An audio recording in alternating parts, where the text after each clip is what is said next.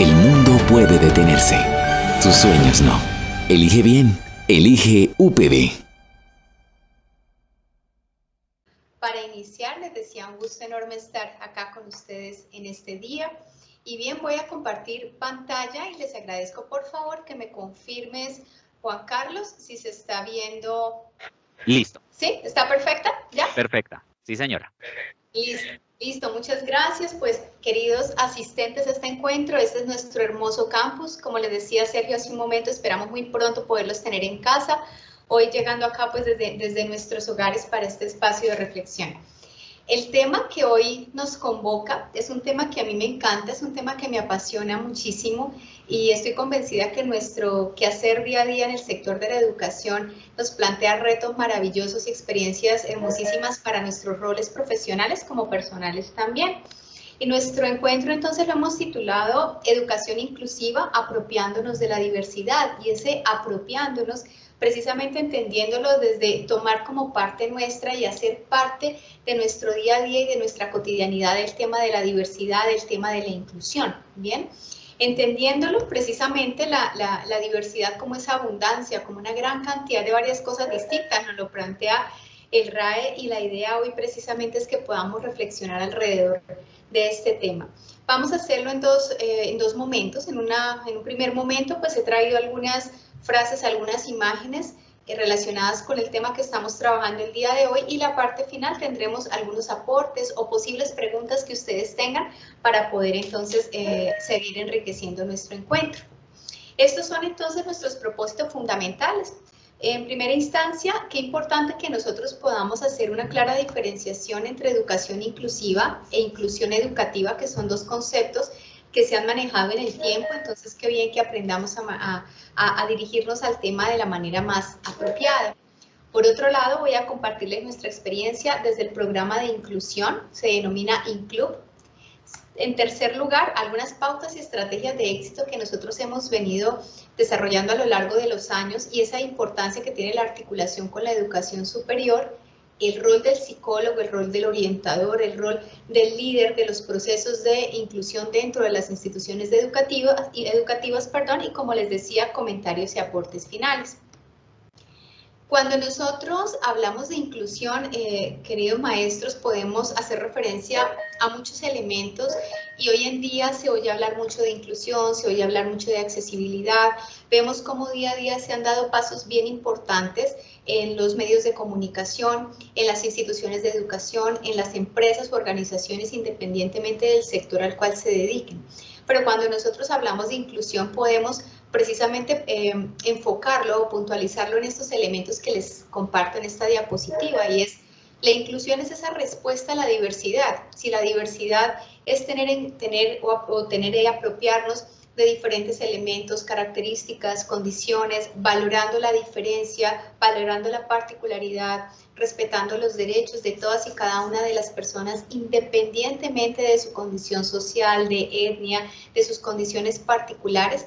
Precisamente la inclusión es esa respuesta a la diversidad y esa apertura, esa acogida y ese reconocimiento, que cada uno de nosotros somos personas distintas, cada uno de nosotros somos personas diferentes, con cualidades, talentos y competencias.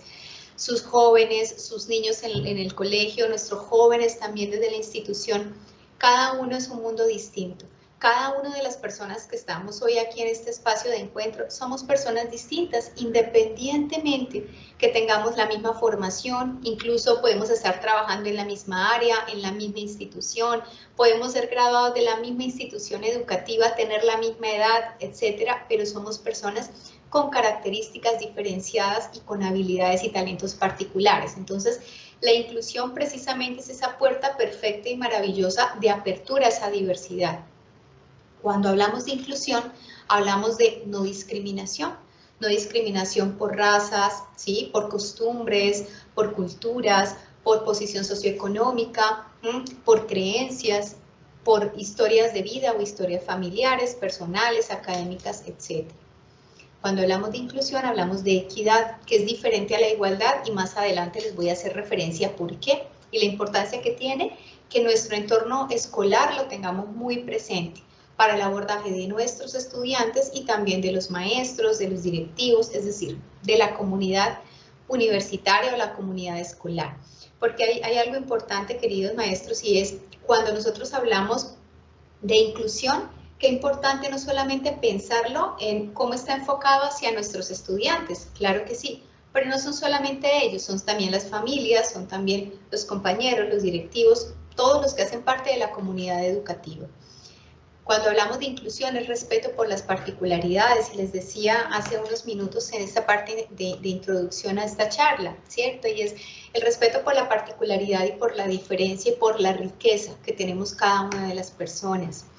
Tiene que ver con accesibilidad, de poder nosotros garantizar que los estudiantes, garantizar que las personas que nos rodean puedan hacer parte de, puedan ingresar e integrar los diferentes equipos de estudio o los diferentes grupos profesionales, ¿sí?, que nosotros tenemos en diferentes roles y entornos sociales. Inclusión tiene que ver con ajustes razonables, y cuando nosotros hacemos referencia a ajustes razonables decimos, bueno, ¿esto qué es?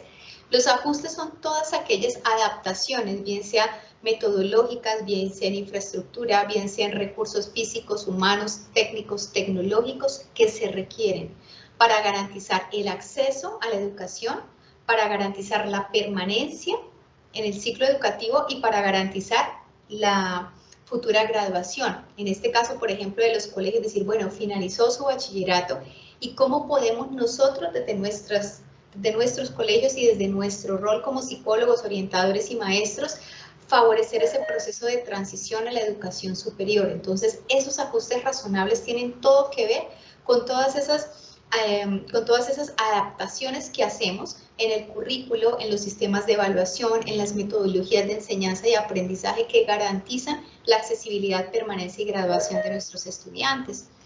Acciones afirmativas, y las acciones afirmativas precisamente son todas aquellas políticas institucionales que se establecen en nuestros colegios, en nuestras universidades, que hacen referencia muy bien cuál es la filosofía, cuál es la política, cuáles son esos lineamientos que nosotros tenemos establecidos desde inclusión para garantizar las mejores condiciones para la comunidad estudiantil, para favorecer la equidad, para favorecer la accesibilidad, para favorecer las mejores condiciones, la calidad de vida y ese cumplimiento en el proyecto de vida de nuestros estudiantes. Inclusión es garantía para acceder a las oportunidades, es poder nosotros como institución educativa, como colegio, poderle decir a un padre de familia, poder decirle a esa red de apoyo inmediata, que son sus acudientes, padres, hermanos, abuelos, quienes asuman el rol, y es decirle, las puertas están abiertas y en nuestras manos está y en nuestra voluntad está apoyar ese proceso de su hijo, ese proceso de su hija, y estamos acá para recibirle, para aprender de las historias de sus hijos, de sus nietos, según corresponda, y para poder aportarle en ese proceso. Y es una garantía de derechos. Maestros, la inclusión no es un tema de lo hago, no lo hago, o lo hago solamente desde la voluntad, que es maravilloso, y de hecho ahora yo les voy a contar un poco cuando les cuente cómo iniciamos nosotros este hermoso recorrido de inclusión. No es solamente lo hago porque me nace hacerlo, porque tengo la firme voluntad, porque esto es un tema volitivo también, que por supuesto es fundamental, pero no es lo único. Es, claro, quiero hacerlo, deseo hacerlo, tengo pasión por el tema, pero es también una cuestión de derecho, ¿sí? No es como que, bueno, vamos a ver cómo le ayudamos o cómo le hacemos el favor a la familia o cómo le hacemos el favor al estudiante. No, es que debemos garantizar sus derechos a la educación de calidad y de equidad, ¿de acuerdo? Este gráfico que encontré, posiblemente algunos de ustedes lo han visto en algunos escenarios, para otros puede ser que sea nueva esta imagen, pero es muy gráfica y es muy clara, ¿sí? Se escucha hablar, o hemos podido seguramente en diferentes momentos, escenarios académicos, oír hablar de exclusión, de integración, de inclusión, de segregación, y este gráfico nos lo presenta muy claramente. La exclusión está un grupo determinado de personas y otros individuos, bien sea que presenten alguna condición de discapacidad o de diversidad funcional, como también se está tomando esa terminología, o de diversidad cultural, o porque hacen parte de alguna de las poblaciones priorizadas, pueden estar por fuera de, ¿sí? Por fuera de, la mayoría de las personas que integran, digamos, una institución educativa. Esto es exclusión, entonces como que ustedes aquí no hacen parte de, ustedes no se vinculan y no ingresan, ¿sí? La integración, listo, aquí estamos, algunas personas, aquí estamos, otras personas. Entonces, listo, ingresen, claro que sí, pueden ingresar a la institución, pero aquí nosotros hacemos nuestra parte y allí ustedes, como coloquialmente podemos decir, como que defiéndanse como puedan, ¿sí? Como que ahí ustedes mismos se van integrando a partir de sus particularidades y con sus grupos específicos. La inclusión es cuando estamos todos en el mismo ambiente, en el mismo entorno, con las mismas condiciones y adaptaciones, por supuesto, que sean requeridas para aquellas personas que requieran esos ajustes razonables.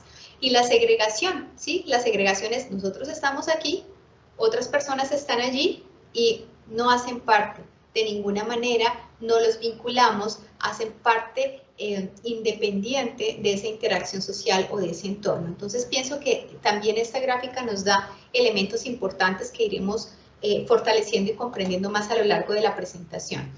Hay una diferenciación clara, maestros, y qué importante que desde hoy empecemos a manejar esa terminología. A veces podemos escuchar hablar de inclusión educativa y podemos pensar, bueno, es lo mismo que educación inclusiva y en esencia es diferente. ¿Por qué? Y qué importante que empecemos nosotros a reflexionar cada uno, bueno, como lo estamos haciendo en el momento, hacia dónde le estaremos apuntando más, ¿sí? Para poder tomar entonces las acciones correctivas pertinentes. Inclusión educativa, y está acá, es el estudiante se ajusta a la institución, es decir, vamos a suponer que yo tengo una condición particular de discapacidad auditiva, pensémoslo así, tengo hipoacusia bilateral, por ejemplo. Y yo, María Jimena, tengo que ver cómo hago, cómo me ajusto, cómo me adapto, cómo reviso qué recursos tengo para ser parte de la institución y la institución asume un papel pasivo frente a eso. O hará uno que otro ajuste, pero realmente no a profundidad y no que tenga que ver con mi particularidad y la necesidad. La inclusión educativa se ve más desde la integración, entonces listo, no es que no ingreses, ingresa, pero ya vimos la diferencia en el esquema anterior.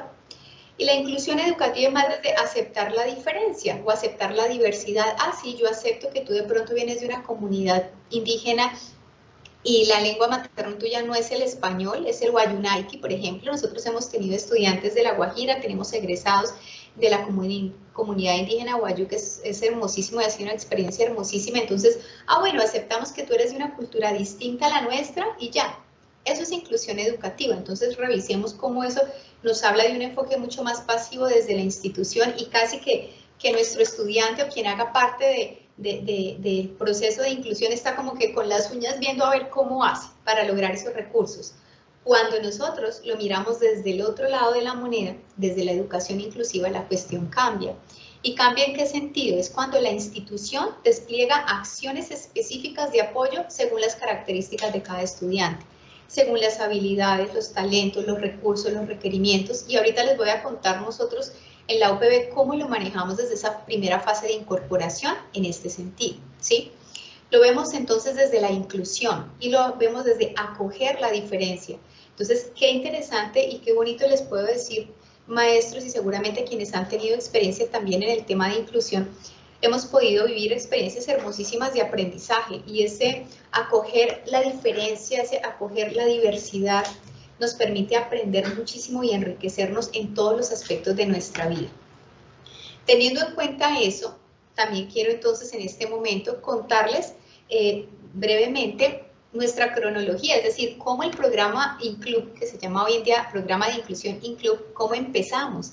Esto no es algo que logramos de un día para otro, esto no es algo que se dio en un solo año y ya, ha sido un proceso muy hermoso de crecimiento impresionante.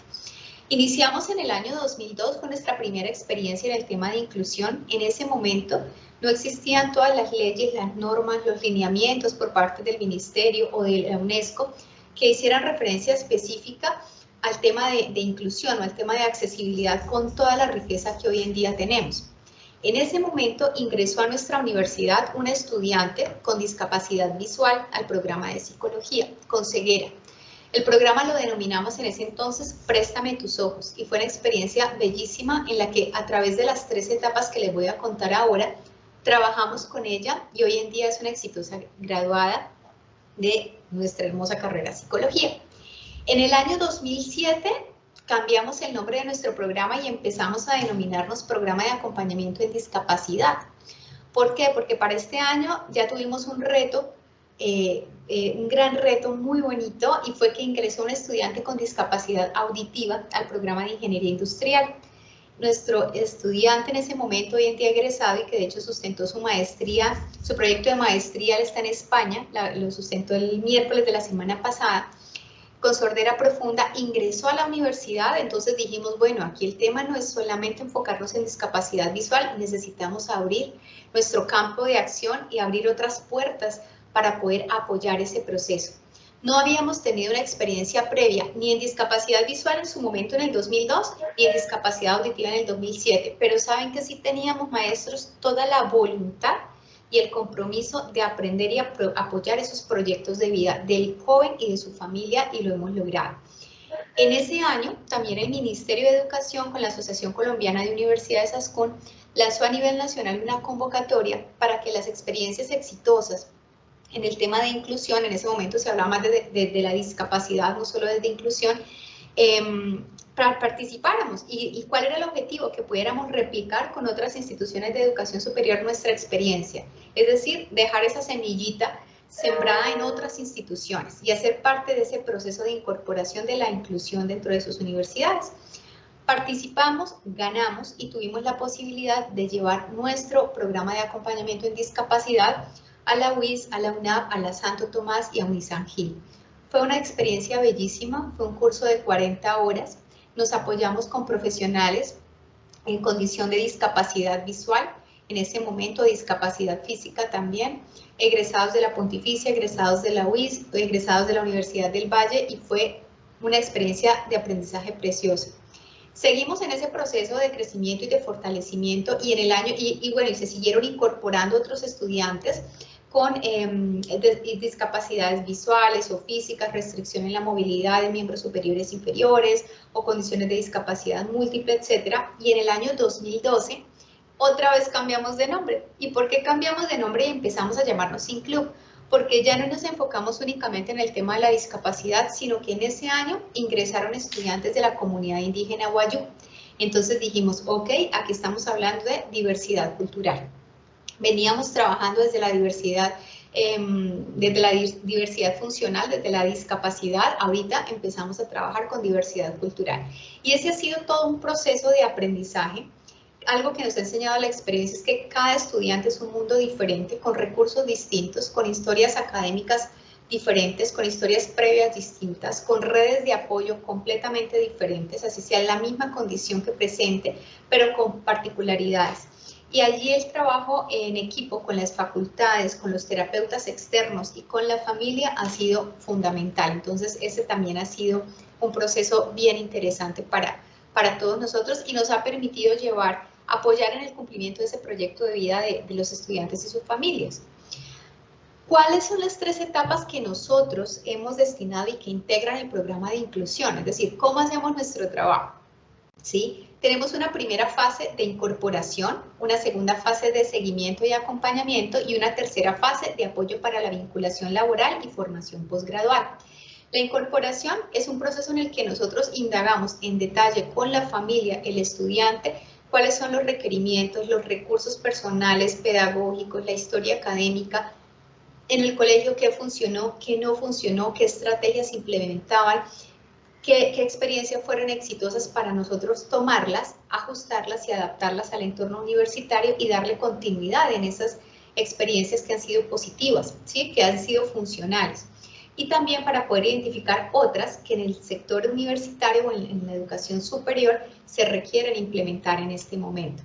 Es un trabajo muy importante, lo realizamos nosotros incluso desde antes de ingresar los estudiantes a la universidad, porque hay que hacer una preparación del estudiante, la familia y los docentes. La idea no es que llegó María Jimena primer semestre, el primer día de clase, y resulta que el profesor no sabe que yo tengo discapacidad visual y todo el contenido de su clase es visual.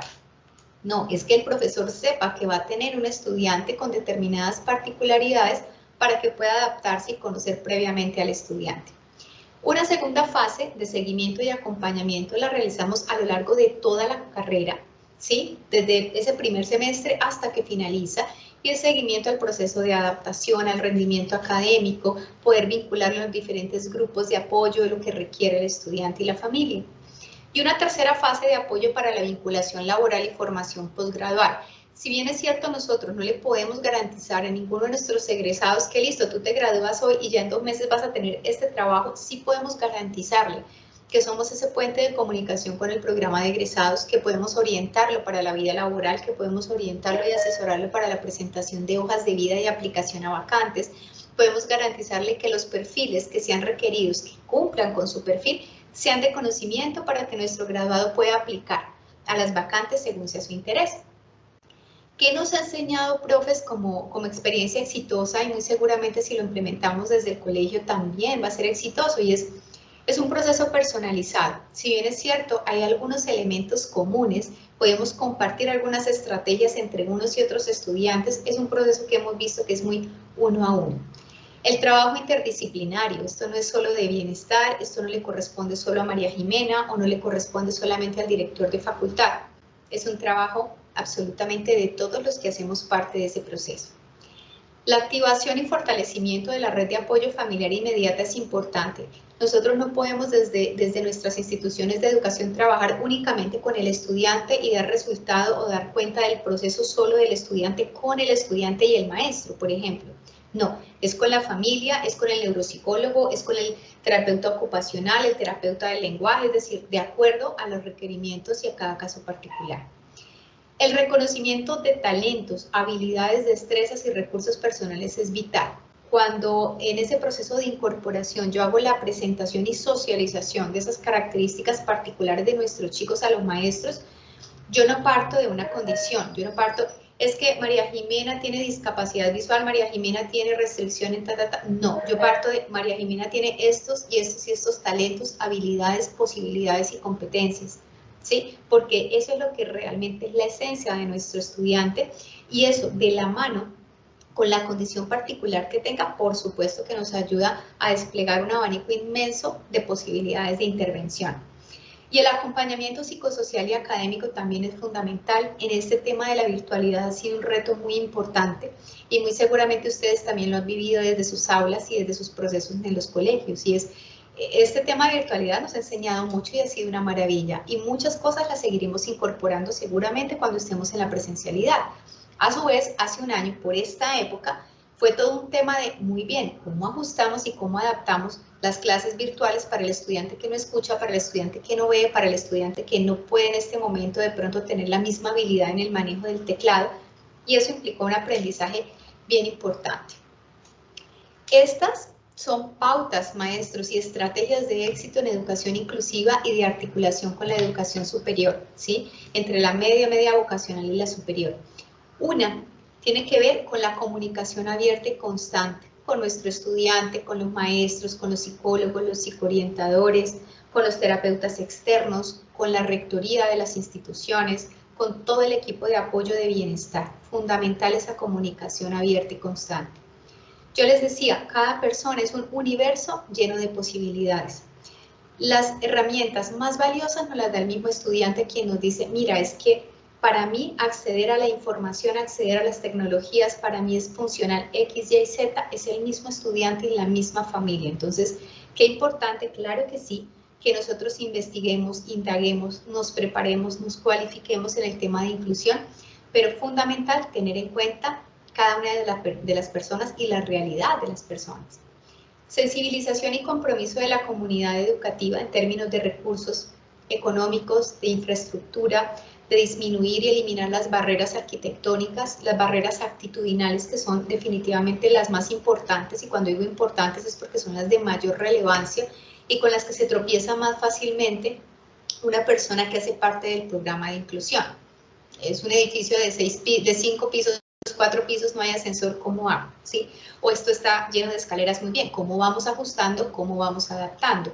Para cuando ustedes vayan a nuestro campus, ustedes saben que nuestro campus es hermosísimo, es un campus campestre, tiene bastantes escaleras, pero si nosotros vemos, la universidad ha hecho una importante inversión para la accesibilidad y la eliminación de barreras arquitectónicas, con las rampas, con los ascensores, se hacen ajustes razonables en cambios de aulas que garanticen la accesibilidad. Entonces tiene que ver con esa sensibilización y compromiso. Y establecimiento de alianzas estratégicas con fundaciones, con instituciones asesoras. El Ministerio de Educación es un importante punto de apoyo. Entre colegio y educación superior hay un vínculo tan importante, maestros, y es una, digamos, una recomendación, y es muy respetuosa que hago también a los colegios, y es para continuar siempre trabajando muy en equipo, proyectando que este estudiante que está en octavo o noveno va a llegar en un momento a graduarse y a entrar a la educación superior. Como yo, como psicoorientador, psicólogo, maestro, director de grupo, rector, asesoro y acompaño para favorecer esa transición a la vida universitaria. ¿Cómo realizo yo un proceso de orientación vocacional completo que le permita al estudiante el día de mañana, por ejemplo, que no deserte, no porque no tenga las habilidades, las competencias o por un tema de inclusión o falta de inclusión en una institución, sino por un tema vocacional, ¿sí? Entonces, qué importante ese proceso. La red de apoyo e información. Entonces, por ejemplo, si en sus instituciones ustedes dicen, mira, es que tenemos un estudiante que está en grado 10º, está en grado 11, y él tiene interés, por ejemplo, por pertenecer a ingeniería ambiental, él tiene discapacidad física, él me ha manifestado interés por entrar a la pontificia, perfecto, es el momento de informarle, ¿sí? Es el momento de informarle en primera instancia, digamos, a Juan Carlos, con quien hacemos ese puente de comunicación para nosotros podernos preparar y hacer todo ese proceso de incorporación del que les hablé hace un momento, para que cuando llegue el estudiante a la universidad, las condiciones sean las apropiadas para él. Y en educación superior, por supuesto, realizamos esa revisión de historias previas, la red de apoyo familiar y la continuidad y refuerzo de ese y rediseño de esas estrategias que ustedes han implementado con éxito también en los colegios para aprender nosotros de la experiencia de ustedes y fortalecerla según las nuevas exigencias y demandas de la educación superior. Y esto ya para ir finalizando, el rol del psicólogo en inclusión y educación. Tengo 6 elementos fundamentales. Estos son algunos, son muchos más, pero estas son 6 claves principales.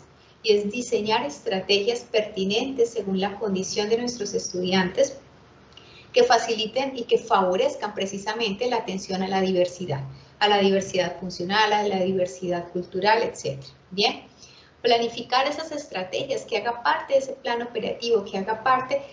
Vamos a pensar que en este momento en el colegio no tenemos un estudiante en condición de discapacidad o interculturalidad, por ejemplo, pero qué interesante irlo planeando porque en cualquier momento va a llegar, ¿sí? Entonces, qué bien estar preparado. Sistematizar y registrar las experiencias es muy importante porque esos son los bancos de experiencias que le dan a uno la posibilidad de ir reforzando, mejorando y compartiendo en transferencia de conocimiento, por ejemplo. Evaluar las acciones que se implementen. A veces las cosas no nos salen como esperamos, a veces decimos vamos a tomar este camino y decimos no nos funcionó. Ok, plan A, plan B, si necesitamos un plan C, listo. En eso está la flexibilidad y la apertura. Socializar y divulgar. Y esa es una tarea muy importante, es una de las más importantes, y es que nuestras instituciones sepan lo que hacemos desde bienestar, desde consejería docente, desde inclusión, en el proceso con nuestros estudiantes. Solo así logramos que nuestros compañeros y la comunidad educativa entiendan la importancia que tiene y puedan vincularse activamente y ser un punto de apoyo para ustedes como maestros. Y hacer seguimiento periódico a esas acciones. Esta palabra, profes, es clave y es la sensibilidad. Es la sensibilidad hacia el otro, es la sensibilidad hacia la situación del otro. Creo que este elemento es un ingrediente fundamental, no solamente en el tema de inclusión, sino en todos los temas de nuestra vida. Cuando nosotros tenemos la posibilidad de ser empáticos y de ser asertivos, las cosas van fluyendo de una manera maravillosa y eso permite mayor afinidad, acercamiento y permite esa química tan bonita que se da en el buen sentido de la palabra con los estudiantes, con los maestros, para trabajar en pro de objetivos comunes. No es cuestión de igualdad, profe, si yo les decía al inicio, es cuestión de equidad. De nada nos sirve tener iguales condiciones para estudiantes con características, particularidades o requerimientos distintos. Nosotros necesitamos hacer ajustes para garantizar la equidad y que todos nuestros estudiantes tengan la posibilidad de acceder con calidad a la educación, de no sentirse discriminados, de sentir que son acogidos, recordemos, no aceptados, sino acogidos en nuestra institución. Entonces, por eso el tema es de equidad, no de igualdad. ¿Listo? Aquí tengo algunos, yo igual esta presentación se la voy a compartir a Juan Carlos para que él pueda compartirlas con ustedes, maestros. Son 3 documentos base, hay muchísimos más, pero son 3 documentos base que son bien importantes para que vayamos conociéndolos. Este es mi correo de contacto para lo que llegaran a necesitar, maria.martinez@upb.edu.co. Jime, muchísimas gracias por este tiempo, muchísimas gracias por compartir esa bonita experiencia y sobre todo, más que eso, por sensibilizarnos a todos de la importancia de que todos formamos parte importante en el tema de la inclusión. A ti mil y mil gracias por la invitación, Juanca. Un abrazo para ti, para Sergio, para todos los maestros, que sigan teniendo mucho éxito en la reunión. Me retiro entonces y que tengan un excelente resto de día. Gracias por su atención y participación.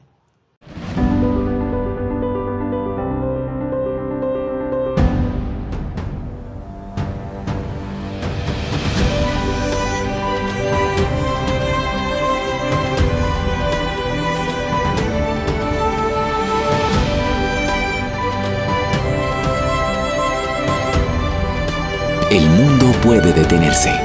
Tus sueños no. Elige bien. Elige UPB.